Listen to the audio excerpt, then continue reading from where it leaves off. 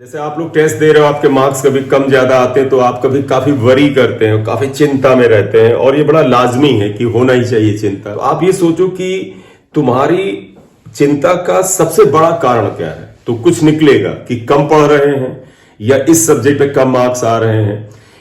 देखो, कुछ सब्जेक्ट आपके कमजोर और कुछ सब्जेक्ट स्ट्रांग हो सकते हैं। तो स्ट्रांग सब्जेक्ट में ज्यादा मार्क्स आना कोई बड़ी जादूगरी नहीं है, सबके आते हैं। कुछ सब्जेक्ट आपके कमजोर है, उसमें कम मार्क्स आना वो कोई बहुत बड़ा चिंता का विषय नहीं है। बस चिंता यही है कि आप उसको अभी भी सेकेंडरी लेवल पे रखे हुए हैं, उसके लिए आप एडिशनल कुछ नहीं कर रहे हैं। तो आप पहले नोट करिए एक जगह कि यार हमारी चिंता का मुख्य कारण क्या है, कम नंबर आने के पीछे वजह क्या है। एक तो वजह है कि आपके कंसेप्ट तो बिल्कुल ही हिले हुए हैं, तब तो फिर समय चाहिए आपको, धीरे धीरे ही सही होंगे बेटा। और वो भी तब जब आप धीरे धीरे मेहनत करेंगे। कुछ बच्चों को मैंने देखा वो सिर्फ समय का इंतजार करते हैं, सर इतने तो महीने हो गए, अरे अपने आप आ जाएगा। तो आप अगर कड़ी मेहनत करते हैं और समय देते हैं तो धीरे धीरे आएगा। लेकिन अगर आपके कंसेप्ट ठीक ठीक हो गए हैं फिर भी नंबर नहीं आ रहे हैं, तो उस सब्जेक्ट के बारे में लिखिए। अगर आप लिखोगे what is the main cause physics में कम नंबर आ रहे हैं, फिर लिखोगे क्यों आ रहे हैं, क्योंकि यार हम सोचते हैं पढ़े लेकिन हम उतना पढ़ते ही नहीं है। तो पढ़ना शुरू करो, और पढ़ने के दौरान थ्योरी पढ़ो, अच्छे से रिवाइज करो, और केवल अपने लेवल के न्यूमेरिकल करो। तुम्हारे मॉड्यूल में जो इनिशियल लेवल के क्वेश्चंस दिए हो उनको करो। तो चिंता को करने से बेहतर है कि एक जगह नोट करो, ठीक है। सेकंड है बेटा, in broadside on position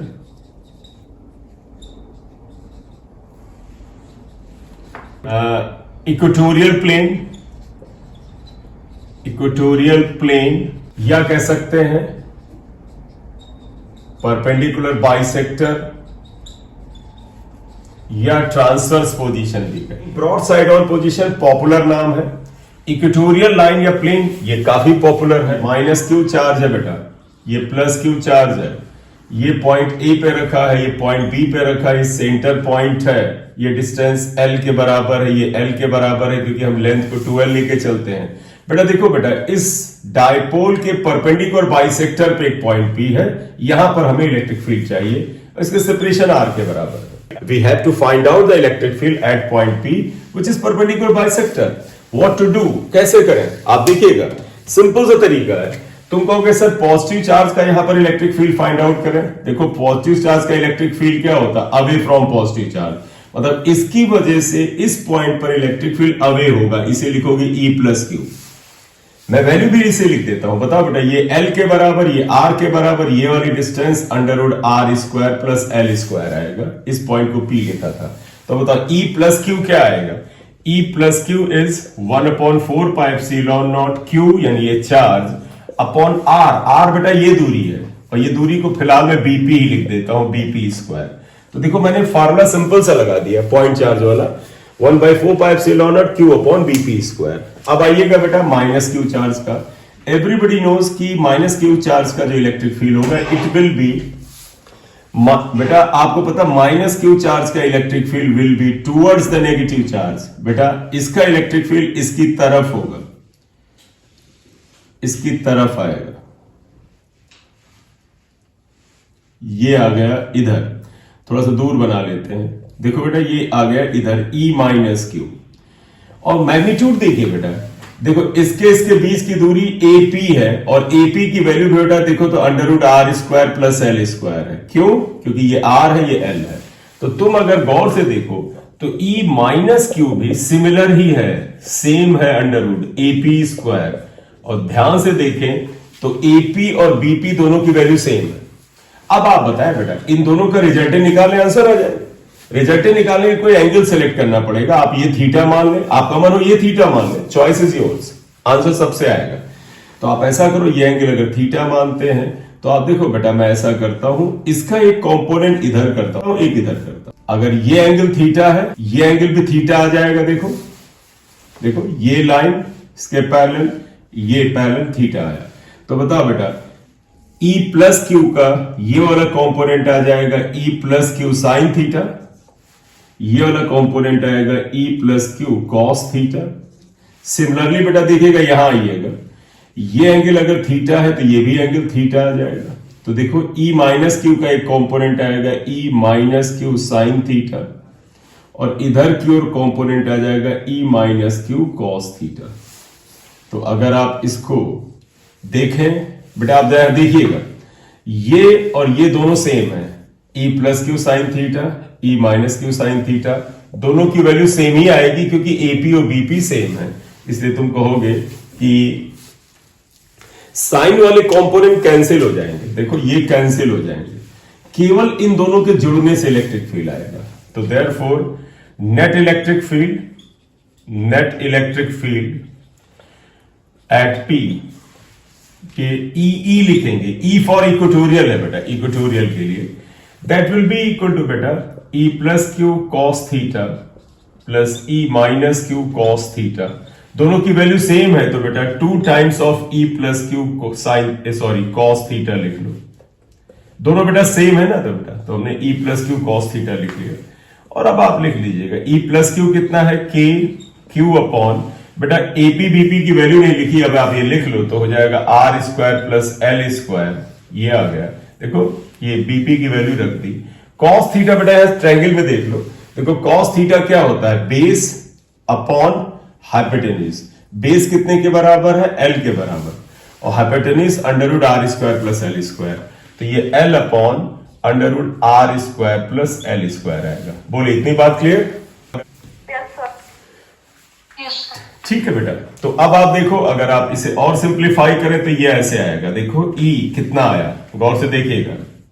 देखो बेटा के को बाहर निकाल लीजिए, ये देखो Q इंटू 2L P के बराबर होगा, देखो Q इंटू 2L P के बराबर, और यहां देखो R स्क्वायर, यहां देखो बेटा R square plus L square की पावर 1 है, और यहां R square plus L square की पावर हाफ है। 1 एंड हाफ बेटा 1.5 हो जाता है, यानी 3/2, तो R square plus L square की पावर 3/2 आता है। ये मेन इसका फार्मूला आता है, हमने इसे इक्वेशन x1 लिख दिया।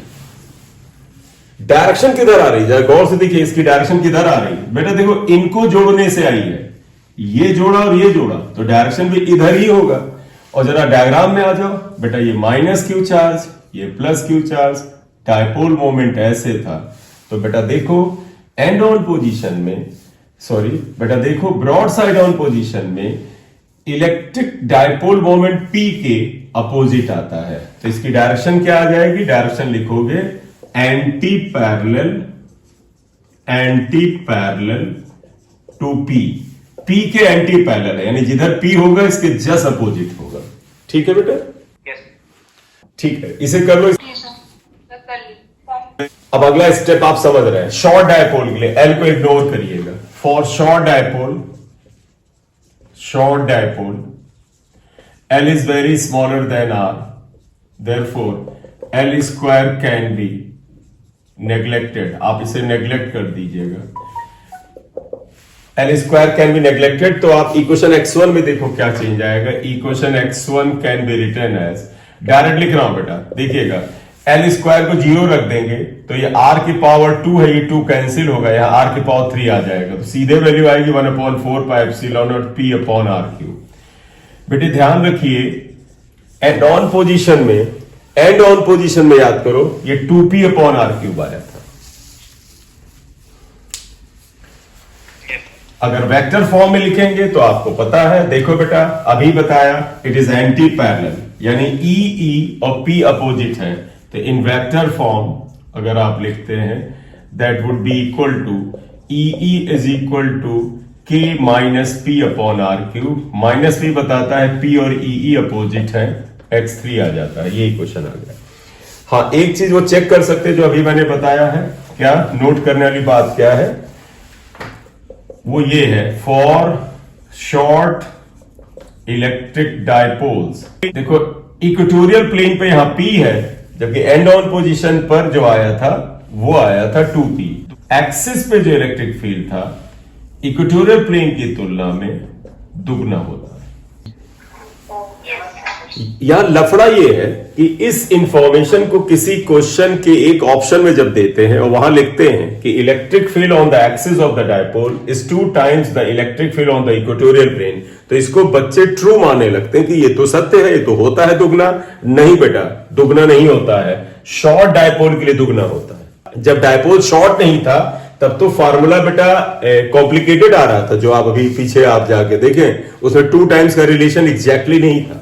तो कृपया ध्यान रखिएगा, ये अगर कहीं आए एक्सिस पर इलेक्ट्रिक फील्ड इक्वेटोरियल प्लेन की तुलना में दुगना होता है, ये बात गलत है, शॉर्ट डायपोल के लिए सही है। ठीक है, ठीक है। तो अभी बेटा इस लेक्चर में इतनी बात करते हैं। अगले पार्ट में जब जाएंगे तो हम लोग एट एनी पॉइंट बात करेंगे। एट एनी पॉइंट का एक पोर्शन बहुत इंपॉर्टेंट है, और तो डेरिवेशन का पार्ट नहीं इंपॉर्टेंट, लेकिन एंगल वाला बड़ा इंपॉर्टेंट है। और उसके बाद इसमें जो टॉर्क वाला पोर्शन आता है वो काफी इंपॉर्टेंट है, क्योंकि वहां पर इक्विलिब्रियम कंडीशंस आती हैं। ठीक है बेटा, थैंक यू, वेलकम बेटा, वेलकम वेलकम बेटा, गुड नाइट। स्टूडेंट्स, इस लेक्चर में हम लोगों ने इलेक्ट्रिक डायपोल के बारे में जो इलेक्ट्रिक फील्ड था उसको डिस्कस किया। नेक्स्ट लेक्चर में हम लोग इसका at any point electric field निकालेंगे। आपने अगर इस चैनल को नहीं सब्सक्राइब किया है तो कर लीजिए और लाइक दे दिया करिए। Thank you. स्टूडेंट्स, थोड़े व्यूज बढ़ाओ, अपने दोस्तों को रेकमेंड करो। Thank you.